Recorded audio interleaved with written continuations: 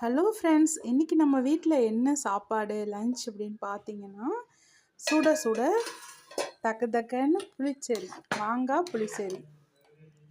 மாங்காய் நல்லா வெட்டி போட்டு பச்சை மிளகாயோடு சேர்த்து நல்லா வதக்கி, அதுக்கப்புறமா தேங்காய், அப்புறமா வெந்தயம், வர வரமிளகா எல்லாம் அரைச்சி, கொஞ்சமாக புளியும் விட்டு, அதே சமயத்தில் பார்த்தீங்கன்னா கொஞ்சமாக தயிரும் விட்டு நல்லா சூப்பராக டேஸ்டியாக ஒரு புளிச்சேரி பண்ணியிருக்கோம்.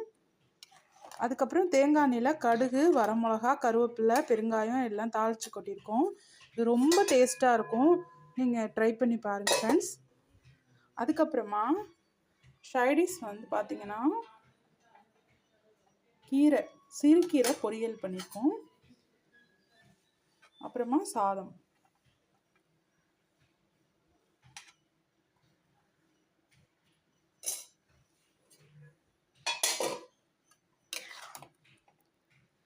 அப்புறமா சாதத்து கூட இந்த புளிச்சேரி போட்டு சாப்பிட்டீங்க அப்படின்னா ரொம்ப நல்லாயிருக்கும் ஃப்ரெண்ட்ஸ்.